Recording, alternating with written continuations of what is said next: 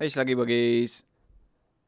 Recording as well. That's such a weird little thing that I've got to shut. So just so you shut down the whole computer. Yeah, just so you guys know, I'll have everything set, and then I have to shut down the computer so that I can both record and go live. It's incredibly boring and annoying. I just felt like It's something happening when you. I don't know. I don't even know. I don't even boring myself. I'm bored. I'm so bored. Yeah, we all are. Fucking Ollie, getting it in WhatsApp. Look, just because you have my fucking number, Ollie, doesn't mean you WhatsApp me. Yeah. Oh, do you know you're not live? The slugs are worried. I get you're worried, all right? I was worried. But now we're here. Don't panic. Ollie, you're using your privilege. Yeah, don't get too familiar, okay? He didn't turn up on Monday, did he? How can I be familiar with you if I've never touched your skin? Yeah. Huh? I've touched Catherine's skin. I've touched Tom Jordan's skin. I've touched Thomas Martin's skin. Sounds horrible, doesn't it? Good. That's not their skin. Why the word skin's creepy, isn't it? Yeah, it is a bit.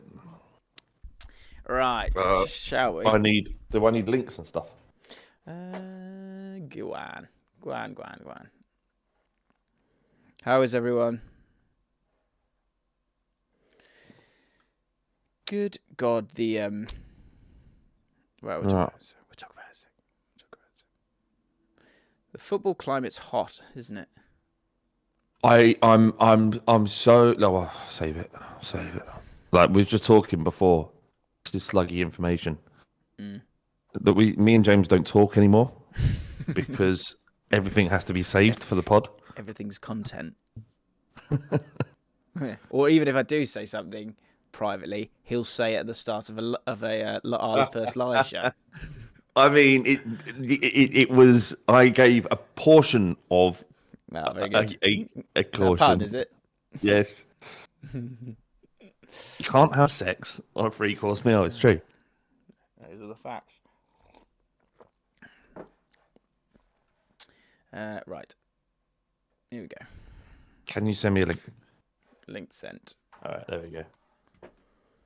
Oh, let's see who's in here then. Who's in here? Thomas Martin. See, no, he definitely can't after a 3-course meal.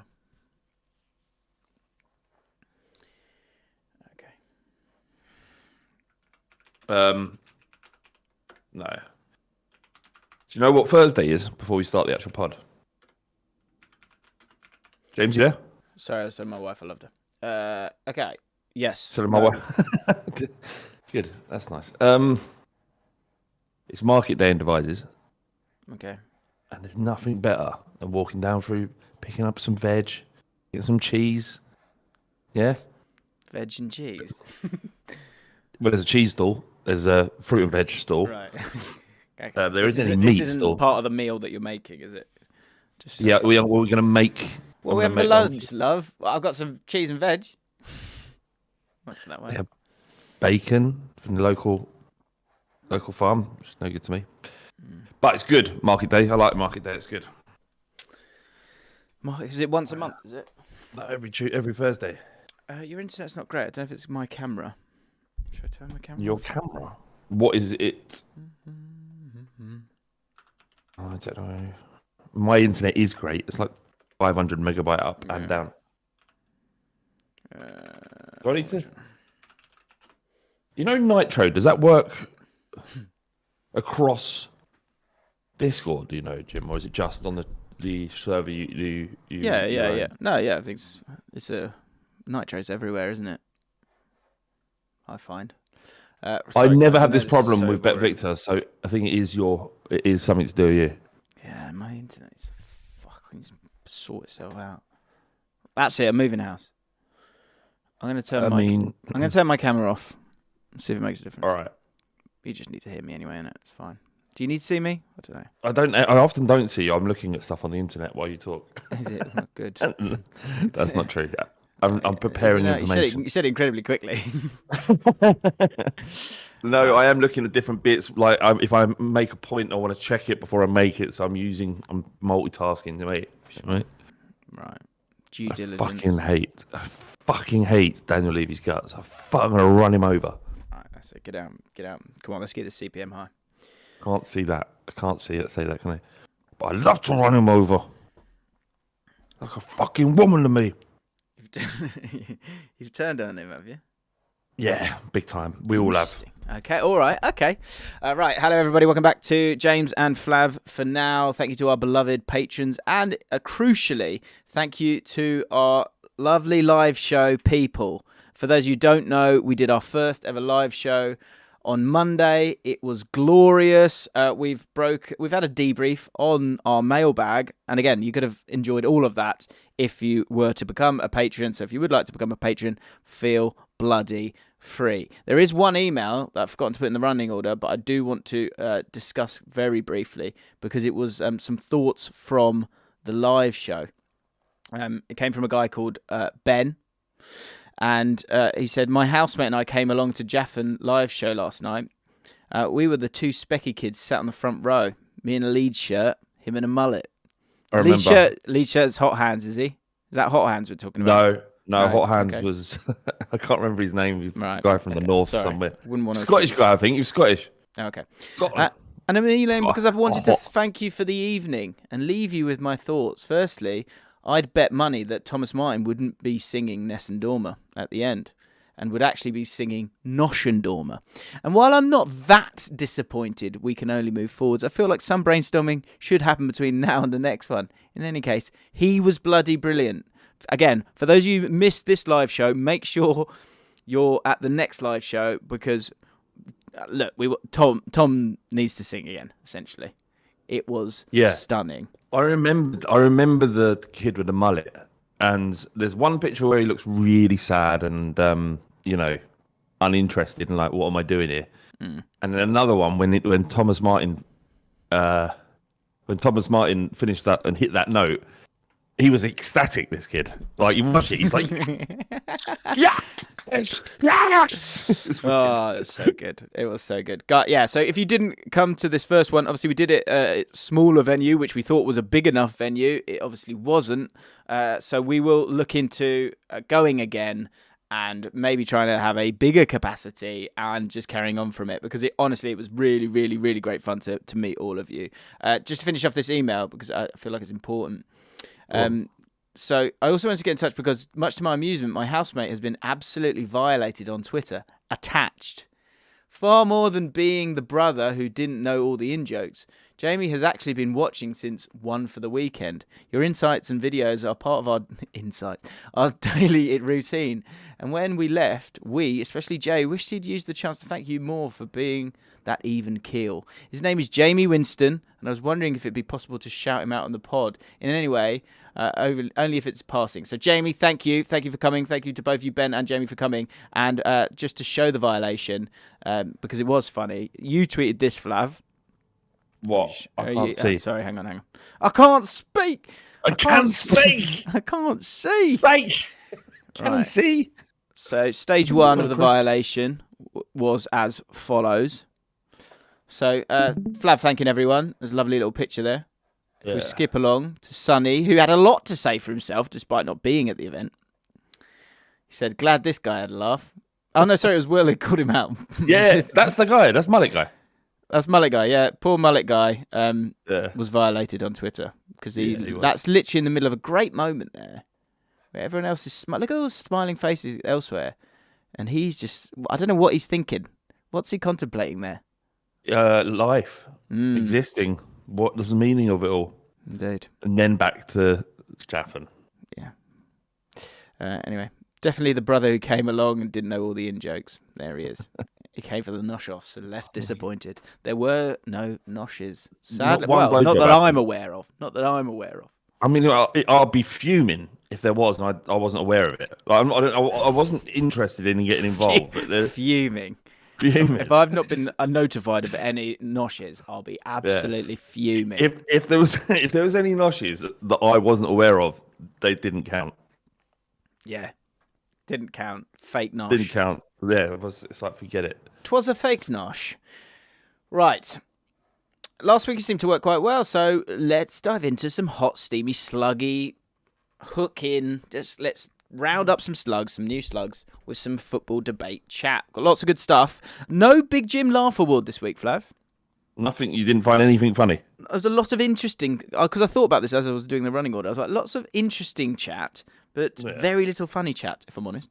We've got a calling it, and actually, the live show. You'll never hear it because I won't read it on the pod. But the calling it story from the live show, which is in the comments from last week's podcast. Go back and search Freddie Molyneux. His story was wild. And we've got some good stories as well. Lots to get through. So let's dive into it. Here we go. NS says, for such a good football analyst presenter, I honestly can't believe Jim doesn't get Aguero. It has to be the Man City tax. Has to be. Aguero is top 3 strikers of all time in the Premier League with Shearer and Henry. And he ain't third, says NS. Yeah. Are you a Man City fan, NS? If you are, then your point void, isn't it? Completely Void, null and void. Yeah. It doesn't mean anything. Yeah, good point. It's like me, when I say Kane is better than Henry, people don't go, yeah, actually, I get what you're saying. They go, you're a Spurs fan, that's why you're saying it. If you're a Man City fan, your view is not important. You is not important, indeed. There was actually a comment from something that you said, actually. Where is it? Here we go. Paul Casey. This was the top comment last week, Flav. Watching Flav and James talk about Thierry Henry feels like Shutter Island. Now, I'm probably going to upset a lot of people here. I haven't seen Shutter Island. Oh, it's good. Is it? Okay, you've seen it, so you might get it. Flav is the insane Teddy Daniels, Leonardo DiCaprio, and James is his partner, pretending to humour Teddy and doesn't tell him he's an insane asylum patient. James isn't telling Flav that he is insane and plays along without telling Flav he's insane. He's hoping Teddy, Flav, will realise that Henry is the greatest player in the Premier League history on his own, and so that he doesn't need to be given the death sentence. I don't know if that's good or not, but 236 likes on that. He's not. Thierry Henry isn't even the top 3 best players, let alone best. He's gone there. Okay. I'm happy to keep... The strikers, the players, that's the players. Strikers, he's third. He's ahead of Aguero, I'll give you that. So the Aguero thing, where are you at with Aguero? The Man City tax is certainly a thing for me. And if you think of the goals that Haaland has scored, I think that paints quite a strong picture of how Aguero was very good, but not top 3 and was just he's just a solid striker. No, he was good. It's just there was something intensely boring about him. Do you know what I mean? Like in the same way Manchester City are inherently boring. The way they've gone about their success is boring. The way they play football is boring. Aguero was a little bit boring with it, Jim. Do you know what I mean? Yeah, I agree with that. He was good. He was great. But I just think it's very difficult. It's weirdly difficult to judge Man City players. Maybe that's something I need to reflect on, because I'm struggling to. It's weird. It's almost like they've got. It's almost like they're doping in some way, isn't it? Flower. Yeah. I can't think. I'm scrabbling about. That word just came out, but it does just feel like they've got some sort of unfair advantage somehow. Yeah, and it's fine, mate. It's fine. Look, you can't have all the money, all the trophies, and respect. You don't get everything. Yeah, you'll never. That's get a great question. Name someone who's got all the money and all the respect. It's like, when they were making and all the success. They were making Ruben Loftus-Cheek, yeah. Right. God was making him, molding him. Go, done a good one here. Come and look at this. This is a specimen of a human being. This is what all men should look like. But it's very tricky to do what we've done, because look how beautiful he is. And you know what? We're going to make him one of the best footballers to ever. Out of all the people that kicked on football, he's going to be one of the best. Top 0.5%. Yeah. And there you go. Go and enjoy. Enjoy. Is it? What's the downside? What was his moment? That's it. What I'm saying is that it's not fair, is it? Right. It's not fair. And that's what I'm saying. It isn't. there is no downside with Loftus-Cheek because I guess some people don't rate him, but that's it. But with Man City, there's clearly one thing that Man City fans crave, or some do, and that's the respect. Yeah, which we'll never give them. And Aguero, I'm giving you a certain level of respect. I'm just not putting you in the top 3. I think if you play for Man City for that long, and you've not scored more goals than everyone, something's up. And it's generally injuries, Sergio. So and it's just like, but yeah, it's like, yeah. I mean, with Man City, it's like if you go there and win stuff, it doesn't count, right? So it's like when Kane was going there, I was like, I mean, leave, but not for them. Like, make it a challenge. Yeah, it's funny that, isn't it? So what would I allow you to, for Man City, what would allow you to go, do you know what, fair play, this crop have done well? Have they got to win all 4? Yeah, I mean, no, they'll never get it. I don't care. They're never having it. They're never having my respect, ever. But I'll respect them this season if they pip Arsenal to the title. Then I'll give them my respect. Right. Yeah. I saw in what form would it be? Just a gentle nod or anything more than that? I would blow every single Man City player if they won the league. Every single one. Who's the front of that queue? Let's say at the same time. Good. 1, 2, 3. Kyle Walker. Rodri. What? All right. I thought Kyle would be there. Oh, because ex-Spurs. No, fuck him. Well, no, I don't know. A few reasons. Okay, next one. This is good. Haaland. Do you think Haaland loves a blowjob, do you? Oh, yeah. He absolutely loves the blowjob, yeah. Which players love That's a his blowjob thing. the most? Haaland's thing. He's just into blowjobs. Like, some men don't like him. Some men claim Who's they're not into overrated. it? I think Gundogan's. No, it's fine. Let me serve you.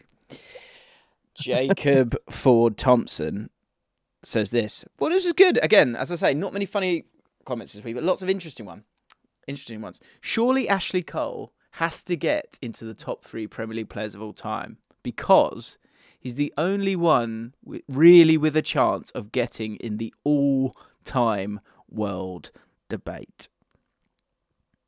What do you mean? What? You think Ashley Cole should be in the all-time best left back that's ever played the game? So, not Maldini. See, this is what I can't Roberto get my head Carlos. around this. Like the Ashley, I don't know. Maybe there's probably an argument for it. This just feels like a really poor young person thing. But he's of my generation, so I don't really get it either. I get he won everything, but he's like.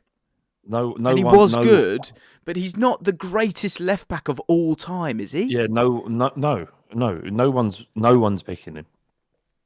Let's just, in case we're forgetting anyone, maybe he is up there, and I'm just sort of just saying it because he played for Arsenal. I wonder if with this top 3 thing, this could go on for a while. Is where we'll get a long list of people that are in the conversation. He's not better than Maldini, make our way through, just figure this out. He's not better than Maldini. Was he better than Lizarazu? Marcello? Better than him?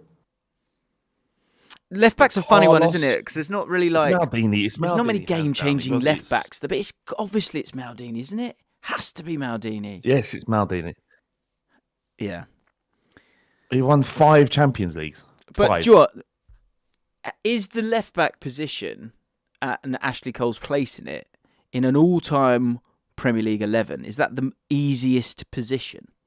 And thus, does that put him in the conversation for the top 3 Premier League players of all time? I get the point there. I get the point, but it's not. No one in the world, no one is ever. If we hadn't even spoken about this. You can just pick whoever you want, and they're not aware that this conversation about Ashley Cole being in the top 3 is even happened. There isn't a single person on earth who's picking Ashley Cole as a top 3 Premier League player of all time. There isn't. I like the angle from Jacob here, but I get what you're saying. I think so. If you frame the question if I frame it like I've done there, right? Which player is the first or the easiest entry into the Premier League's all-time 11? I think it's probably Ashley Cole. What was it? What in the all-time Premier League 11? Yeah, but if I say to you which players are in the conversation for top 3 players of all time in the Premier League, he would be 50th on that list that you would reel off when you're thinking of names. So is he being undone by his position? Yes.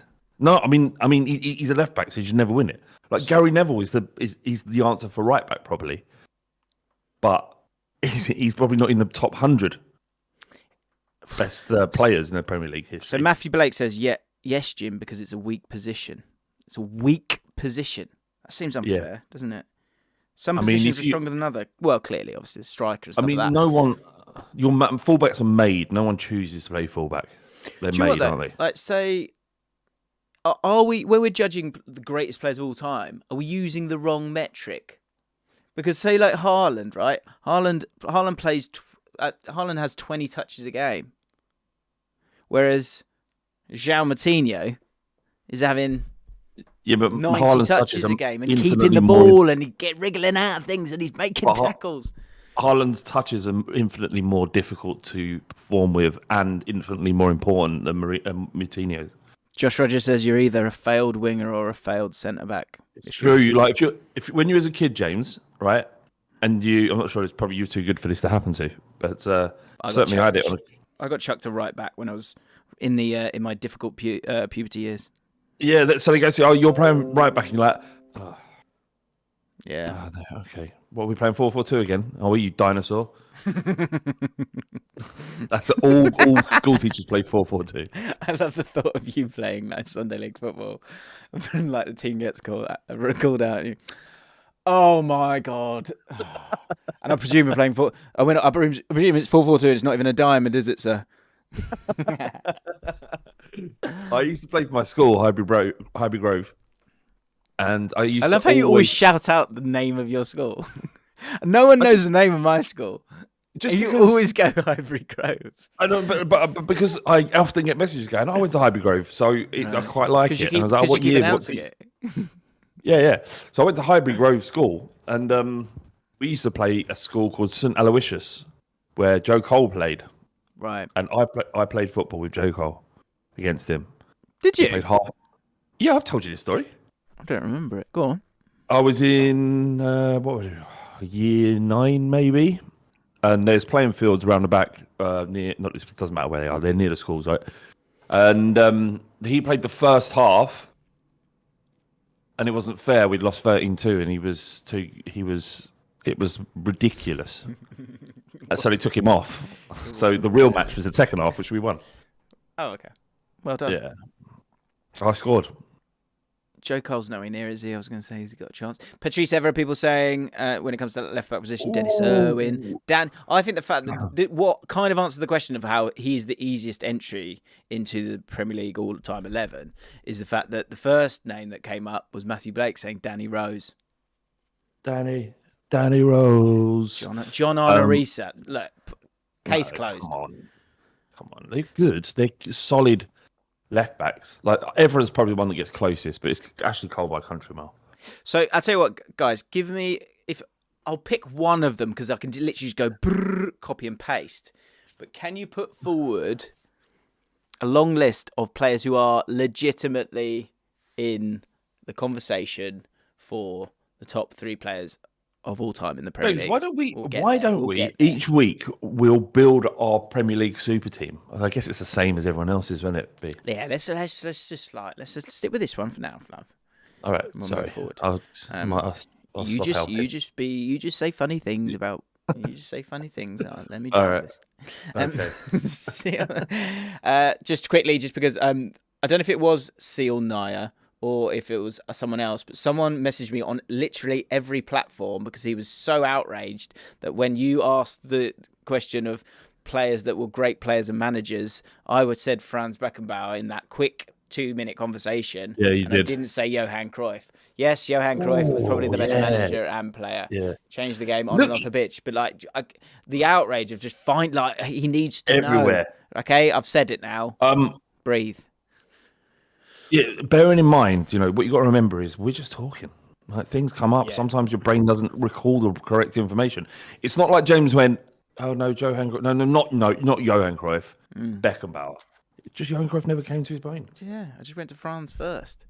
So Yeah, just you've got guys. Always Shut remember your we're fucking just mouth. talking. Just that's a great point. Well, anything. Yeah, you're upset by anything. It's just words. Yeah, They're just words. I think that is where before you get outraged, Just remember just their remember words. we're just talking. And is it worthy? Considering it's just a conversation, is it worthy of having a go? Someone had a couple of people had a go at me for saying that Newcastle.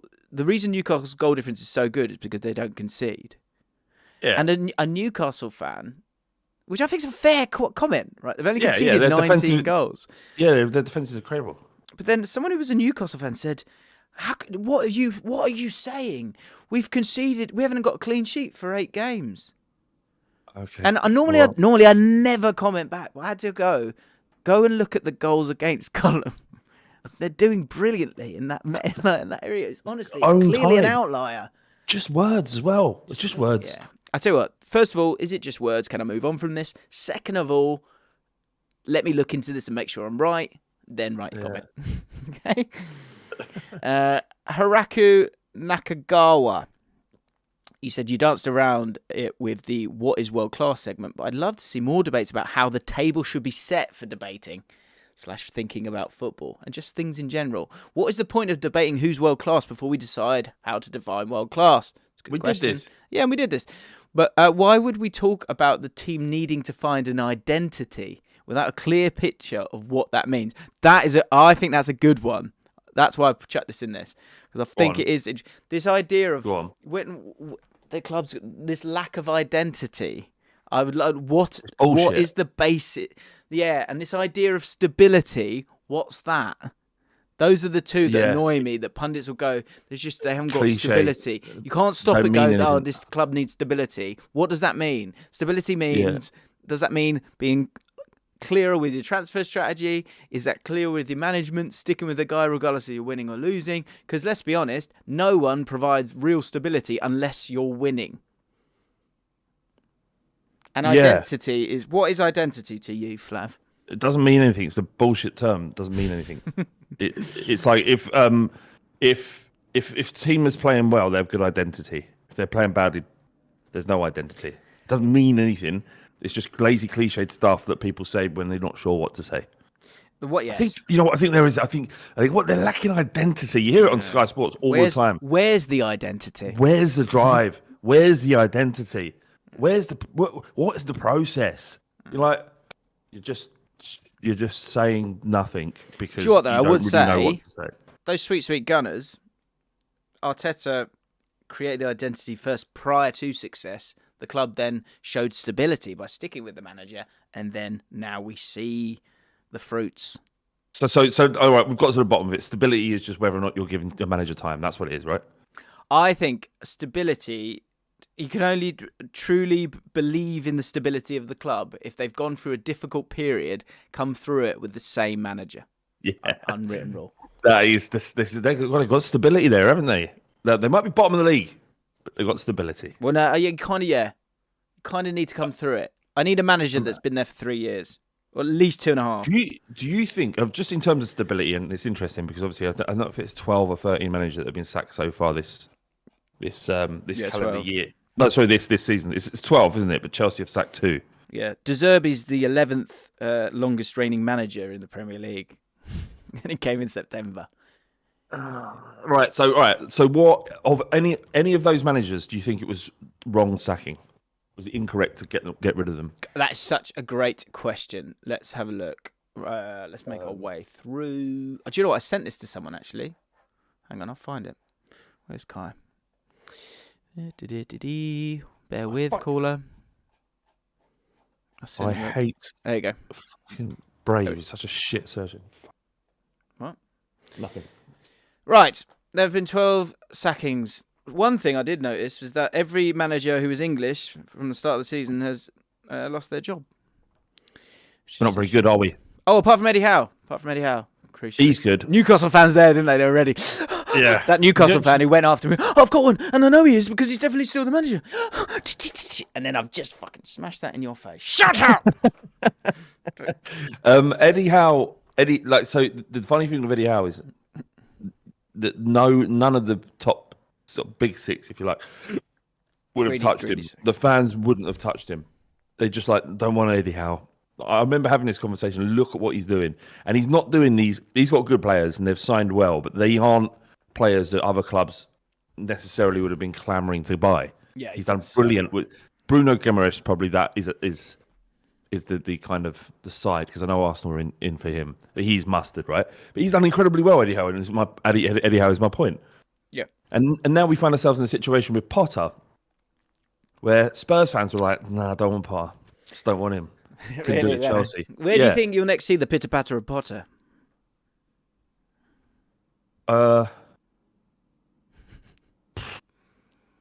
Spurs is an option, to be fair. I don't know why you'd fucking come to us and work under that fucking dickhead Daniel Levy, but do you know what? Someone put forward the idea to me of a video. One of the guys in the mailbag, probably someone watching right now. Forgive me, I've forgotten your name. Of Premier League manager swap. If you swapped every manager, like no one gets a sack, but everyone has to swap, could you make a good fit in everyone? Now I don't want to do it now. No, that's a video you should do. Yeah. It's one of yours, isn't it? Just let me get that. Right. Let me distance myself from that video. If that comes up on Bet Victor in the next 2 weeks, I'm fuming. That sounds like work. Right, Scott Parker, Bournemouth. Should he have been sacked? Do you remember the story around it, whereas he was blaming the board for not buying players? Yeah. Talked himself out of it. Yeah, it was, and actually they've spent a lot of money. Yeah, he's been sacked twice this year. He got sacked by Bruges as soon as they went out of the Champions League. It felt harsh, but was he unfairly sacked? It was early. Yeah, he did go for it though. I kind of got it, but it did seem it felt a little bit harsh. Felt a little bit harsh. He's fault in my yeah. He played a part in it that was unnecessary. Thomas Tuchel was a mistake from Chelsea, wasn't it? Thomas Tuchel was a huge mistake. Huge mistake. Great example of a lack of stability, because they would have. So I asked this question earlier in the week on the ripple effect. Would Chelsea, the landscape of Chelsea, be in a better position if Tuchel was the manager today? Yeah. The answer is obviously yes. Yes. Right. So great example of don't just sack him for no reason. Form is temporary. This is it. Form is temporary. Unless you're QPR. And he's look at Bayern Munich. They know what they're doing. Bayern Munich good. They're good, aren't they? They sacked Nagelsmann, who Chelsea won for Tuchel because he was available. Do you know what as well? That's how but they're stupid too, because Bayern Munich got rid of Nagelsmann because he's had a bit of a wobble, not really, and panicked because they wanted to get Tuchel in, and then Tuchel's just gone out. But Tuchel's just been knocked out of the cup by Freiburg. Yeah. So people lose football matches. The players thought Nagelsmann was a bit of a gimp, apparently. That's what I've. That was the. I think there was some stuff outside of it, but this is good. So Scott Parker fairly sacked. Tuchel unfairly sacked. Gerrard fairly sacked. Yeah, they're fairly sacked. They just didn't do anything. They were nothing. Frank Lampard. Yeah, rubbish. In bottom three. Yeah, they were struggling. Nathan Jones. Jones, that was shot. It was quick, but again, created his own downfall. He exploded. It was his fault. You can't talk about your owners. It makes the position untenable. It's not. I'm not look, and you can say what Conte fairly sacked, isn't it? You can't talk about the way he did and throw his players under the bus and take no responsibility. So yeah, fuck him. He had to be sacked. He burnt the kids. He burnt the kids, left them in the house, set fire to the house, and left them. Just walked off. First degree burns, second degree burns. As he's watching, he's counting himself. They're dead. Degree burn. Yeah. Jesse Marsh. They could have hung in there, but Javi Gracia is doing very well. The problem with all of these, right? Hasenhüttl, again, could have. He just had so long and nothing was happening. Generally, I think if you get through unwritten rule here, unwritten rule, if you get through to your third manager in a season, you've had a mess of a year. Southampton, Chelsea, QPR. Brendan Rodgers, it was getting pretty dark. I thought they might make the move. Thing is, as well, the problem is like when do we unlock the turbo boost, the bounce? Let Look, the big one I think they got wrong was Vieira. I thought the Palace looked good under Vieira, and I know that was it 12 defeats. Yeah. That's 12 out of win, but he had a tough run of games. And the run now is nice. He might have got him over the line, and you'd be yeah, exactly. I think that's one of those where if you want to. Things though is weird. They've kind of weirdly provided themselves with a bit of stability by bringing back Roy Hodgson. It's kind of these sort of Hodgson and Lampard. Are they the new era where you just go? You have Hodgson and Lampard on standby every season for a little 10-game burst at the end because they've got like good vibes. Maybe that's the future, as forecasted on the Ripple Effect in week 2 of the podcast. Imagine not following that. Yeah, go and listen to it. What do you make of this Lampard going back? How have they gone from Thomas Tuchel to Frank Lampard in the same season? Like, it's mental. That is that. Yeah. Like, I'm convinced. I'm almost convinced by his first entire season that Todd Boehly is a fucking lunatic. In terms of footballing sense, he might be a very nice person. But his approach to football is mental. Yeah. So I just done a video quickly talking about Lampard, and when I got to Boehly, so if you were in a room with Todd, what would be your advice? Because mine is just, Todd, are you okay? I'd be like, Todd, first of all, let's focus on you. A bit of self-care. Are you okay? Because it's a very pressured job. I understand that. Second thing I'd say is, you need to take a breath and slow down. Like, it's just slow down. Because he's like putting forward this idea of stability that we've been talking about. 5-year contract, like manager who's, clearly like a smart guy. And then you just shut the bed. He has shut the bed, really, isn't he? He's not behaving like a chairman. He's behaving like it's a toy or something. There's a huge lack of nerve here. There's a huge lack of nerve from the top. Like, is he the right guy or not? If he's not, don't make him the manager in the first place. You egg. But he doesn't know. If he doesn't know football to this level, like this thing, like this idea that they have in America where they truncate payments over a long period of time for a player. In football, that's so risky. Any of those players that they bought worth the money they paid. And I'm not saying they're paying 3 million, 10 million a season and all that. There is a reason why everybody hasn't done what they do. Because you're committing to an 8-year contract with these players. And football, you can go from being Fernando Torres, best striker in Europe, to being the worst in one season, one move. Heung-min Son has been one of the worst forwards in the Premier League this season. No one predicted that yesterday. He won the Golden Boot this year. It looks like half the player. That doesn't mean you still don't owe all the money you've committed to. So his approach is mental, in my opinion. He's bought loads of players that for too much money who have made... Fundamentally, Chelsea are worse this season than they were yesterday, like the season before. And they spent something like £450 million. They've just spent £17.8 million on a 15-year-old Ecuadorian. Like, it's what the problem here is. Nothing against 15-year-olds or Ecuadorians, by the way. Yeah, but he shouldn't be paying £17 million for them. yeah. Whether they're Ecuadorian otherwise. That's all I'm saying. Yeah, there's nothing against them or Ecuador. I mean, I love Ecuador. 2023 there in a couple of sentences. Just like, I'm panicking. I love it. The Ecuadorian community. I fucking love Ecuador. I love 15-year-old. No, I don't mean that. To get me on Twitter. I don't mean it. But do you understand what I'm saying? So the problem is in order for a football club to work, and trust me, I know this now because Spurs are going through it, that we're kind of being left behind by the other clubs because our manager chooses regulation over ambition. Our chairman, rather. Anyway, so whatever the message is coming from the top is going to impact how a manager is able to manage. And the fact that he's sacked Tuchel shows how little he knows. Like, you're better off having Tuchel in 10th place and then rebuilding for next year because they're 11th now, right? You're better with all of this, with Tuchel at the helm, even if you have a poor season. It's not the end of the world if you have that much money. If Chelsea are not in the Champions League this year, take the transitional year, get some stability with the manager, and allow him to build and have the best manager to do it. They had the best manager. Now they've got Frank fucking Lampard. There's no Like, identity. what qualifies? No identity there, Jimbo. It's Do you know what- mental. Maybe there's something in these phrases because actually, I get what you mean. Like, this is the thing. It's like, everyone just panics. They just like it.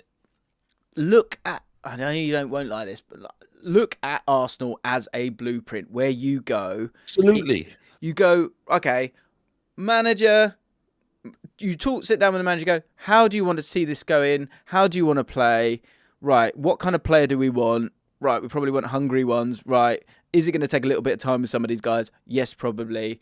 And understand that takes time. You have to create the building blocks of manager with a clear vision, giving that manager time to do it, not panicking when it goes wrong. And the thing is as well, right? And say ignoring Brendan supporters, Rodgers, right? That's the key bit. 2 sackings this week, right? Brendan Rodgers and Potter. Great example here is that Brendan Rodgers, right, has done incredible stuff at Leicester, and will be a legend there because winning the FA Cup was a huge, huge deal. Talk about the 5th place finishes, and if they could have done better, they got themselves even into that position, which was incredibly impressive, right?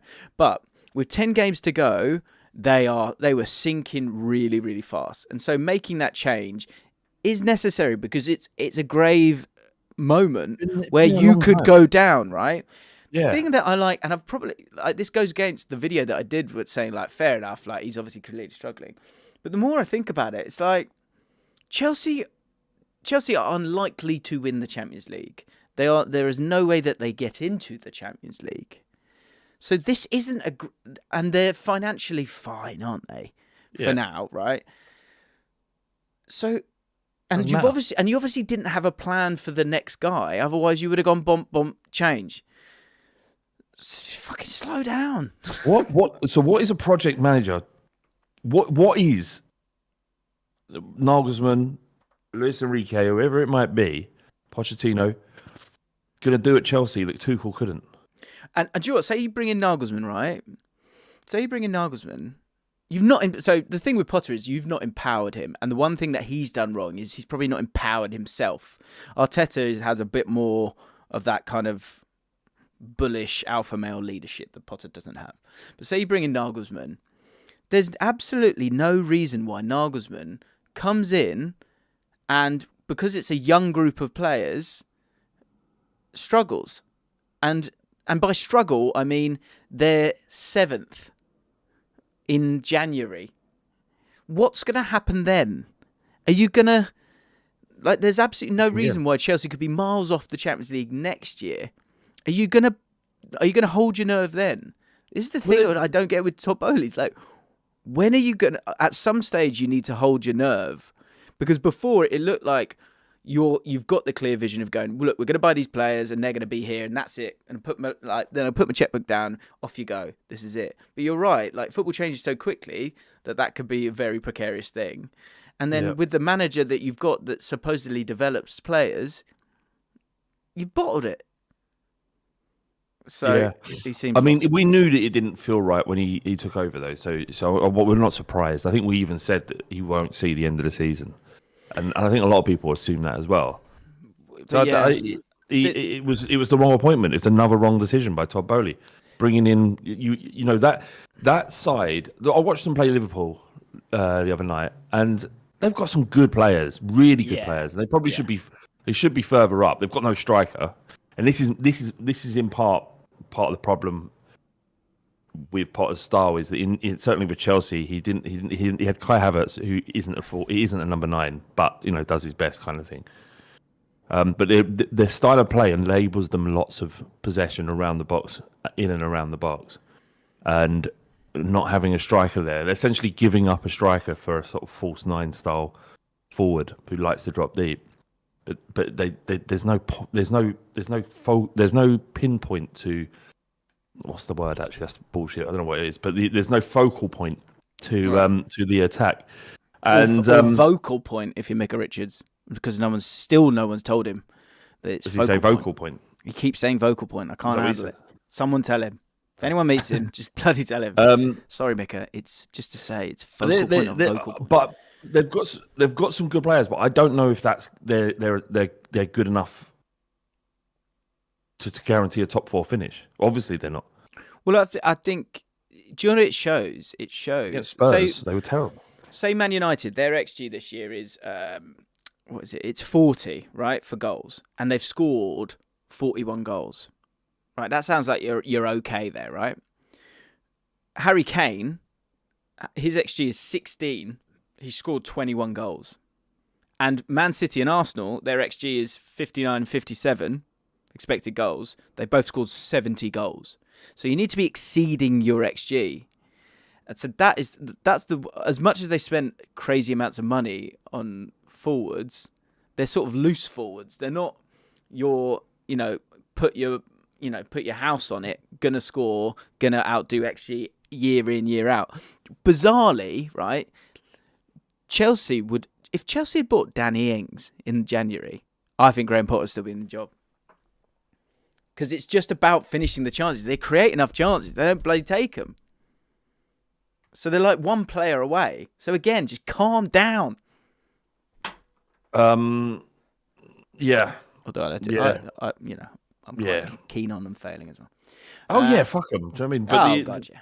Yeah, fuck them. What happens? Tell me this. Lampard wins 7 of his 9. Got to stay, ain't he? Got to give him the job. That's essentially what you've done.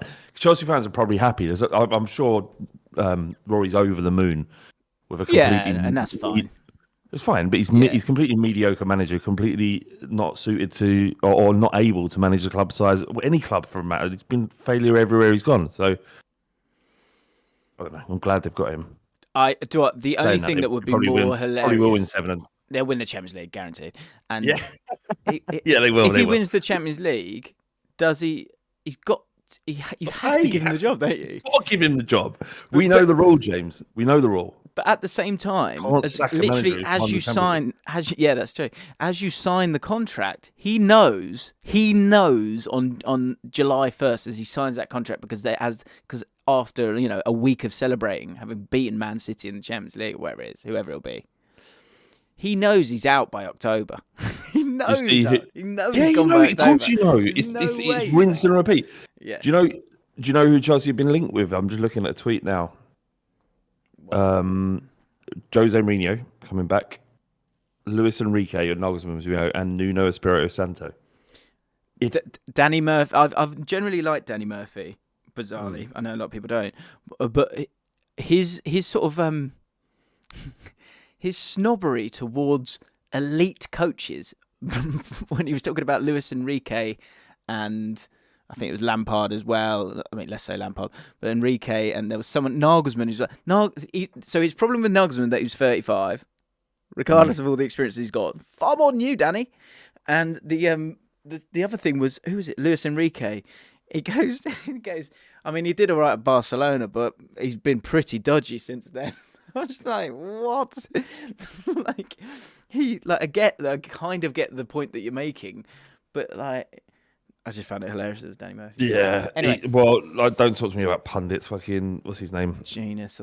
Jamie Jones. Like, I can't watch this team anymore. This team is so much better than any fucking thing you played in. Probably not true, but yeah, Modric near him, didn't he? Quote of the week. Want to shout him out as well. Clates. If you guys don't know Clates, he looks a bit like me, actually. That seems to be a thing that does the rounds. But more importantly, he's very, very, very, very, very good YouTuber who makes great content and has a desire to have interesting and original ideas. So go and check out his YouTube channel. And he's on Twitch a lot, streaming FM. Anyway, this was his comment. Last week's pod. This pod was quintessentially Jaffn. I listened over the course of about 5 sittings, and each was wildly different, summed up by the swinging metronome that is Flav's character. So 1, Flav tells a story about standing on a slug within the first minute. 2, Flav picks Jan Vertonghen as the 3rd best Premier League player ever. 3, Flav engages in a genuinely astute and calm football discussing the credentials of Vincent Kompany's managerial future. 4, Flav offers a heartfelt and kind encouragement to US fans of the English football. 5, Flav says the line, "There's nothing better than a bit of schoolboy violence, is there?" See you next week. Well, I hope you're enjoying it, Clay. Good. Not all good comments, sadly, last week. Callum C said this. Could you make a video on this new Irish golden generation? There's a lot of excitement building over them after a horrible few years. French fans were really praising them last week. No. No, of course not. What are you talking about? Let me explain what we'll do. Thank you very much. What we'll do is I'll wake up the day of the podcast in the 20 minutes that will then lead to probably maybe 30 minutes that will mean that we're late starting the podcast, which we do every single week, but somehow the patrons keep coming back. I will then, off the top of my head, try and find the biggest talking points that we can talk about briefly, poorly, whilst I'm screenshotting comments and putting them in the running order. Yeah. No, I won't be. We're not going to be doing a video on this Irish golden generation that hasn't qualified for anything. Don't care. Don't care about them. Tell me one player. I couldn't tell you. So I couldn't even tell you an Irish footballer. I couldn't tell you, James, if my life depended on it. I couldn't tell you a single fucking player who is Irish currently. Declan Rice, Jack Grealish. Declan Rice isn't Irish, is he? Because plays for England. Yeah, good point. Oh, do you know Harry Kane's Irish? Callum, you want me to talk about international football in April? In the middle of the Premier League and the Champions League and everything's going on. You want me to talk about international? Callum, you're lost, mate. You're fucking not only lost. You're a bit. I've got to say it. You're being a bit of a prick, mate. I don't even want to talk about international football during a World Cup. I'm not doing it now. Certainly not doing it about bloody Ireland. I'm struggling. I'm struggling to talk about Gareth Southgate in or out at this stage because we've done it 500 times. So 1 week ban, Callum. Right. Yeah. He's calling it. It's a new bit on the podcast where we want you to put in the most ridiculous stories, and we will either call it or not call it. Either way, hopefully I'm still not over that. We can't even bring it up. I can't even tell it. But I still have flashbacks to that story, the other one. Yeah. So Freddie told us one story, which is one. Yeah, there's one about a dead dog. That's in the comment section last week. But he also then told us about another one, which we just you can't bring it up. You can't bring it up. And it's not like a flirting thing. Oh, maybe we'll say it on the mail. No, we're not talking about. We're never going to say it. Yeah. I wish I'd never heard it, so I'm definitely not going to spread it to thousands of people. Yeah. That honestly, as soon as he told, and there's no point. As soon as he told me, the image. Oh my god.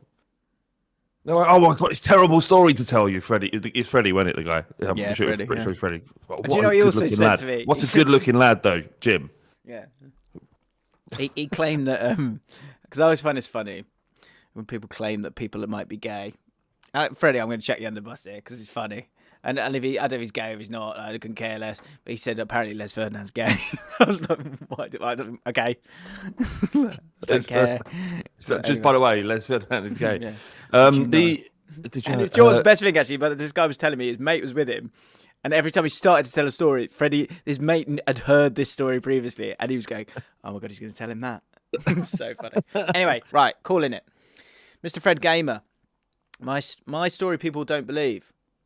Is a quick one to get us warmed up. Pulling onto the motorway in one of those trailers that pulls horses joined on the ramp in front of us. I don't know what that means. Only it wasn't a horse, it was a giraffe. With its head poking out a little gap at the top of the trailer, which was at least 10 feet tall. When I've told anyone, they've looked at me like I need serious help. No, I believe you. Yeah, no, not calling that. I've got one, Jim. Just and this is something that almost no one believes. I don't think you believe me when I say this. It's the Swan thing. Yeah, this is true. Driving down the M4, there was a car parked on the hard shoulder, and there was a woman wrestling a bloodied swan into the back of the car. I've brought this up before and been ridiculed for it, but it was true, and I'll swear on my children's lives that it happened. Swan chat. Coming soon to the Jaffn podcast. You got to rate a swan. They're majestic birds. They're beautiful, aren't they? Yeah. We had Actually, I'm not going to say. I've probably said it before, and the numerous times you brought up the Swan thing, because it's the only thing I have to say about Swan. Doesn't matter. David Ababurko. When I was 11, back in 2009, my brother-in-law took me to a United, I presume he means Sheffield United. No, it's Man United stadium tour. On this like gold package deal thing where in the afternoon we got to go to the training ground, Carrington, for a walk around there.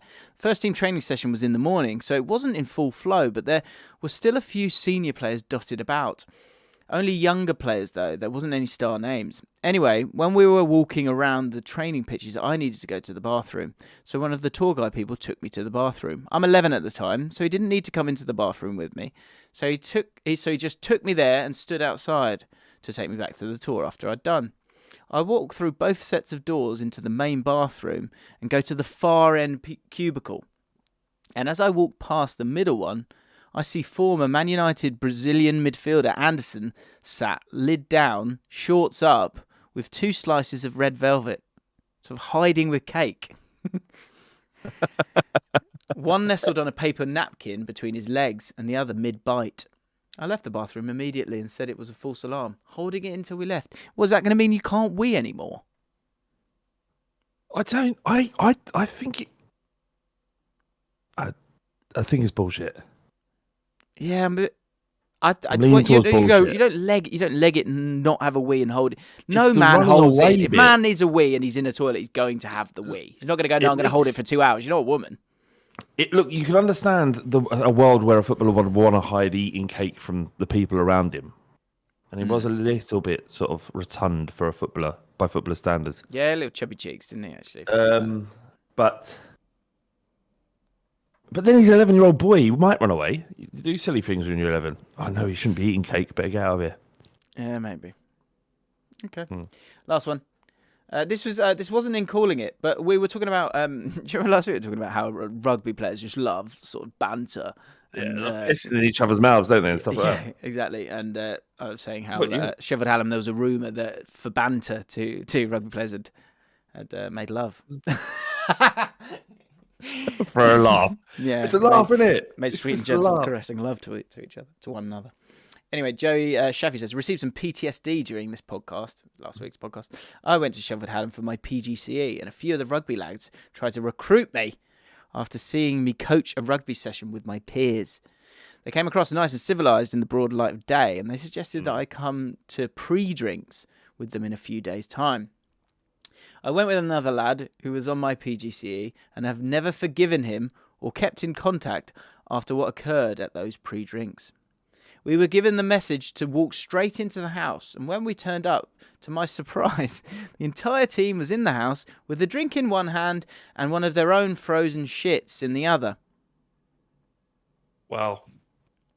I sat in the bathroom for 2 hours until he went out and vanished into the night, scared and whimpering.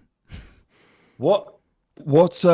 I know that's true. That's true. I'm not calling that at all. That is 100% true. It's not just rugby players, but typically rugby players and footballers. They do mental stuff. Like they're in their own hotel room and they'll shit in their own bath and go, look. And you're like, what? You've shat in your own room in the bath. Yeah. It's funny, isn't it? No, it's not funny. Yeah. You're a fucking creep. Let me go get my medals for bath poos. There you go. Look, I mean, did a poo in the shower. It's well funny. Am I going to clean up? No, some poor fucking underpaid cleaner's going to have to pick up your shit. Yeah. Cretin. Totally. Yeah. Any more rugger stories? Let us know. Not sure if it's funny or not. Probably got 1 week left, I presume. The pavement. Thomas Martin says my sister's boyfriend plays rugby, and their banter is called bird bath. You have a guy pinch his scrotum with 2 fingers, and another person has to drink a shot out of it as a forfeit.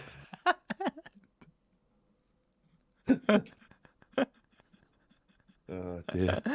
Hang on. You have a guy pinch his scrotum. Makes like a little cup in the scrot. You have to drink a shot out of it. Shot. Hang on. I don't get it. I think you have to roll it up and create a little cup. You have a guy pinch his scrotum with 2 fingers. Is it you and your scrotum? Yeah, you make a cup. He says you make a cup out of the scrotum. You imagine that? Stand up and show me what you're doing, Flav. Me? Yeah, don't show. Look, literally. I'm but, going to show you my balls. Like that. Can you see? There. We sort of roll. I'm so confused. Like that. Like this. Right. And then you piss into that. Right. And then someone has to go down. Like, imagine that's my scrote. Like that. Do you know what I mean? Like that. Sort of. And then you put the sambuca in there, and your mate comes along and sucks it out. Right. Typical normal stuff. Sure. Just innocent men. Just right. innocent men. Just normal men. The pavement remembers. The opposite of the streets will forget. We've got a couple of inductees. Joe A says the pavement will always remember Gareth Barry with the sheer amount of appearance he has on the pitch. On this Gareth Barry comment, and this will annoy the person, but again, if you do want to see it, I won't show you it now. But underneath this comment, there was someone who wrote literally an essay, which I didn't read, it's too long. And then under that wrote, I know it's a bit cringe to reply to my own comment. He then added something extra to it, and then wrote another comment underneath that. Tough time. I think his name was James. But I didn't read any of it because it's too long. Because we can't do massive essays. Not got it in me. I'll read it, James. I'll read it for you. Just so you know someone's read it. Time. Oh. Sorry. I think it was just like, but it was like, it wasn't a good story. It was just right, just leave it, James. He's already dead. For fuck's sake, you didn't read it. Just leave it. It wasn't worth my time. I just want everyone to know. But what you expected me to? But honestly, just hear me out. Are you expecting me to read 2,000 words on Gareth Barry? Is it? Yeah. Is it 2,000? Oh, something like that. We've got a lot to do. Iron Lion Zion says the pavement will always remember Mark Pembridge. Good choice. He did everything for Fulham. Throw-ins, corners. He brought oranges on at half-time. He drove the team bus. Anything for the team. What a guy. Yeah, that's good. And Lufty, how do you feel about this one? Pavements will always remember Michael Brown, a reliant Robin of a footballer. Dirty little... He's a dirty little bastard. He was so dirty. Do you know what? You say you remember him. I can't remember anything he ever did. I don't even think I remember seeing him play for Spurs, and he played about 80 games for us. When I think of him with Spurs, I think of him in those Kappa tops. Yellow kit. Yellow, yeah. Oh, I wasn't thinking yellow. I was thinking the whole kit, but yeah. Anyway. No, I got a lot of stick for my grey jumper last week, didn't I? It was people said I looked like I was on day release. Oh, was it? I thought it was the hair, but yeah, it wasn't greasy either. Like, I read someone's called greasy hair where Flav's let himself go. It's greasy hair. I was like, I literally had a shower that morning and washed it. It wasn't greasy. Anyway. Okay. And someone just said when we was having scrotum chat, someone just said, "I love it here." In the comment on the page, who was it? Yeah, Mickey says good times. Adam Sullivan, I love it here so much. Fucked up school games. Finley Woodward. We had a game in about year 11, I think it was, where you would play one touch, one bounce, but if you messed up, then everyone would attack you. Ash says we used to play a game called Join the Crew at school lunch. About 30 of us would meet behind the sports hall at the top of the field and we'd have to run the length of the hall where two people would be stood in the middle. It was the job of those two people to catch you, to take you down to the ground and beat you up until you said join the crew. Where you would then join in to having to catch people. A bit like British Bulldog, isn't it? British Bulldog got banned in my school. Weren't allowed to play it. If we seen playing it, the teachers would come out and stop it. It is quite violent, and it's concrete as well. We didn't have grass, so we just played it on concrete. Same.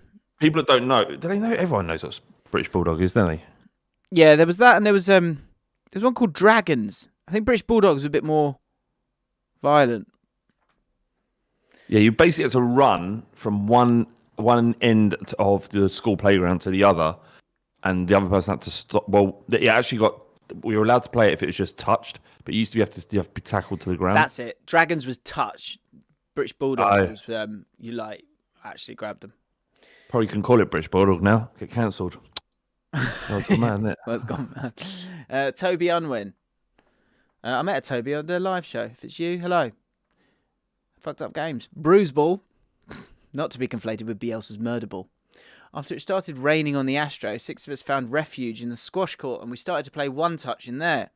The wall made a thunderous clap when the ball hit hit it, so we were all smashing it as hard as we could. Still wet, sliding around everywhere. It was all good fun until one of our mates switched the lights off. Pandemonium. Absolute darkness. Walking to the wall territory.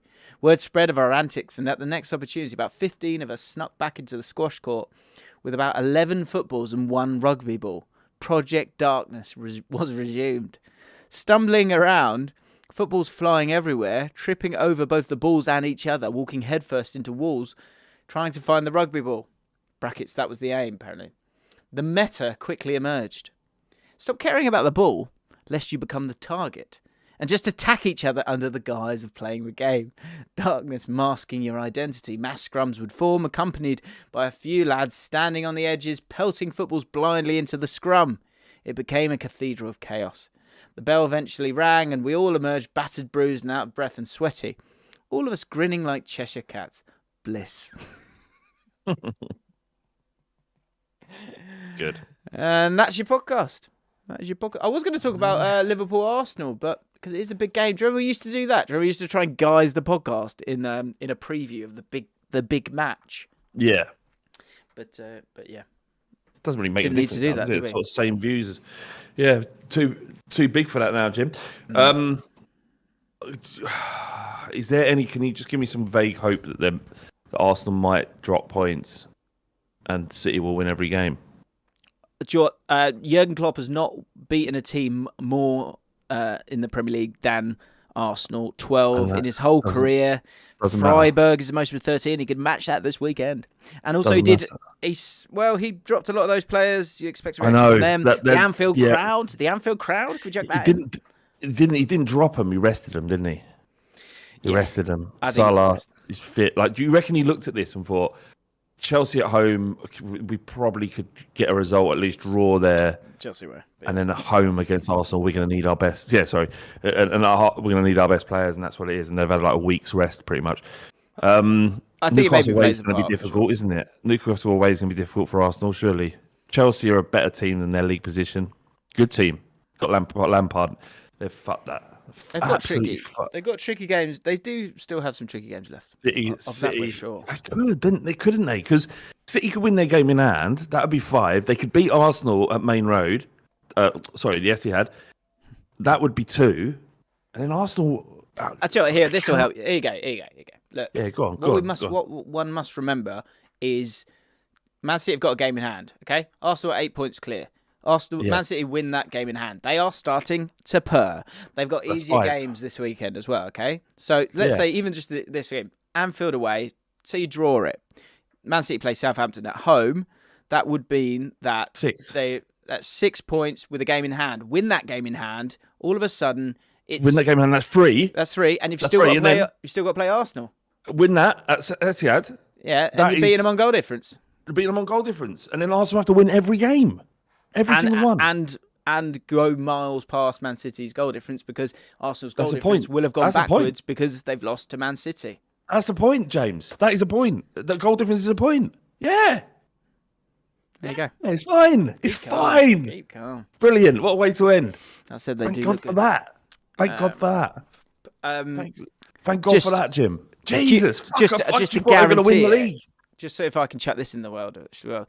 There's no... as well. We've got that story as well. We've got the whole bottle job story to bring up when they don't do it. I'll be getting that in the locker. I've had that in the locker over there. Forgot about it.